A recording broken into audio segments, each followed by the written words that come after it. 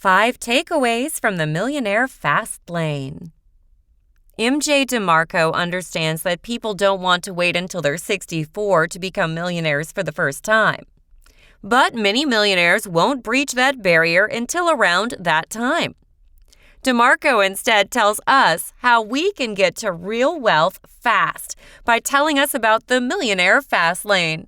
Here are 5 takeaways. For more great book summaries on books like The Millionaire Fastlane, make sure you're subscribed to the channel. There's no better way onto the fast lane to success. Number 1. The Mathematics of Wealth. The basic logic of DeMarco's book is built on mathematics.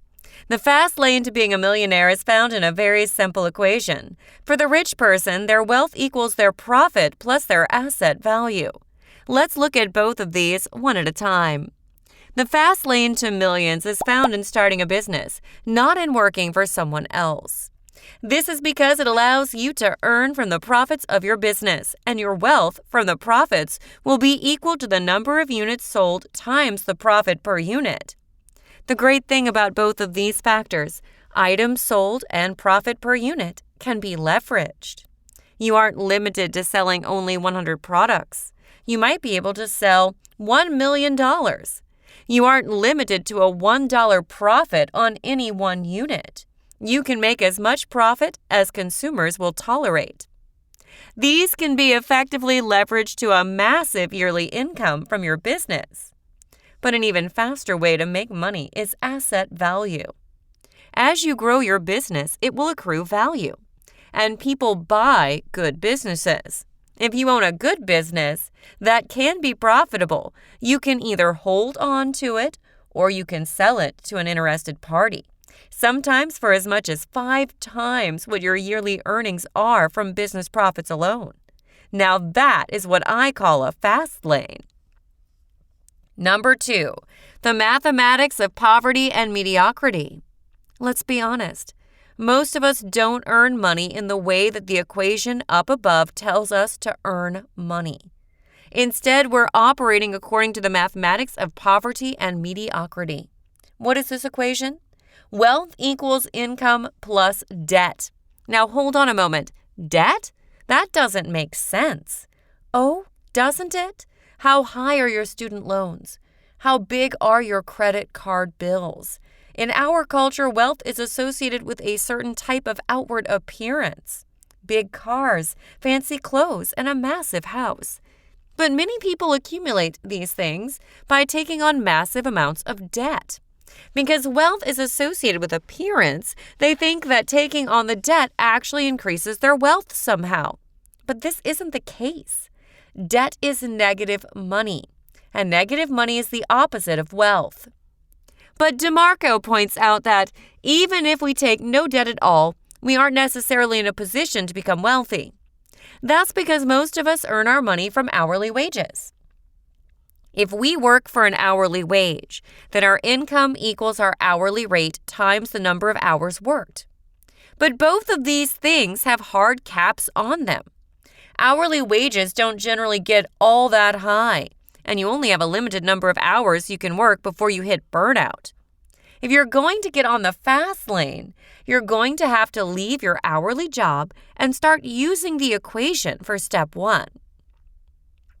Number 3, the SIDEWALKER, the SLOWLANER, and the FASTLANER. The difference between the first equation and the second equation is the difference between what DeMarco calls the FASTLANER and the SIDEWALKER or SLOWLANER. What is meant by SIDEWALKER ought to be fairly obvious. These people move slow, and in fact, when they can't get on certain roads or freeways, sometimes they move in the opposite direction of the destination of wealth. They choose job after job, never staying in any one place for very long. They burn through all of their cash as soon as they get it, and they live as if there is no tomorrow. Do they have life goals? Who knows? But one thing's for sure, the party is always going, even if they have no money to fund it. The SLOWLANER is a little bit better, and he probably represents the average American. He's not chasing minimum wage jobs. In fact, he works for a Fortune 500 company, but he's still on a limited salary. He prefers to save his money and earn interest, and he values his time, trading it for money at his job. He's hoping for a comfy retirement at 65 and has long given up on dreams of grandeur.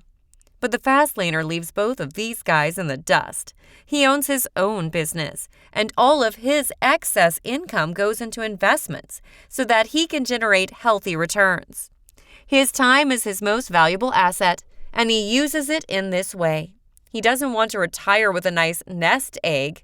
He wants to create a massive source of passive income that will keep giving back when he's old and gray. Does he have big dreams? You betcha. And he's going to achieve every single one of them. Number 4, the 5 fast lane commandments. And so now you want to get out of the slow lane and into the fast lane? Then you're going to need to start a business that follows the formula in takeaway number 1. But not just any business will do. DeMarco gives us 5 fast lane commandments for starting the right business. 1. Control. You need to control the business. It can't control you. Otherwise, you'll find yourself stuck in a situation just like your old job, but in disguise. 2. Entry. How crowded is the market of your ideal business? The fast lane doesn't really work if there's a traffic jam. There will always be competition, but make sure that there aren't too many people trying to meet the same consumer need that you are. 3. Need. Your business needs to be primarily controlled by what consumers need. Consumers don't care about what you love or what's fun to you. They care about what they love. Learn to care about what they care about and watch the millions pour in. 4. Time. This is like step number 1. Your goal is to get out of time constraints. You don't want to be working for an hourly wage in disguise. Instead, set up sources of passive income which provide wealth without continual work from yourself. I can't stress the importance of this one enough. 5. Scale. This one is so important to DeMarco's whole philosophy that we're going to give it its own takeaway. But first, make sure that you join the Fast Lane to Success by subscribing to this channel. We're coming out with book summaries like this one all the time. Like and subscribe so that you don't miss a single one and have everything you need to get on the fast lane to wealth. Number 5, the law of affection. Fast laners understand that they must have 2 things to start a successful business: magnitude and scale. The magnitude of your business is how much value it provides each consumer. Scale is how many consumers you meet. You can have success with one or the other, but you will never be successful if you don't have either. This is best illustrated with some examples. Let's say that a slow laner opens up a coffee shop in a small college town. He only profits a few dollars per drinks he sells, and he doesn't reach too many customers in his small town. His business has neither magnitude nor scale. It can provide a small yearly salary, but never any real success. Now let's say he gets a bright idea and decides to become a fast laner. He starts bottling cold brew coffee and selling it for $2 each in convenience stores, intending to expand nationally. He still doesn't have magnitude to his business, but because he can reach a whole bunch of customers, he has scale and can become very successful. Now he starts a second business. This one provides specialty consultant services to top beverage companies for a large price tag. Now he's not selling this service to a lot of customers, but his few clients value the service enough to pay him millions. He doesn't have scale, but he has magnitude and is still successful. How will your business have either scale or magnitude in its affection?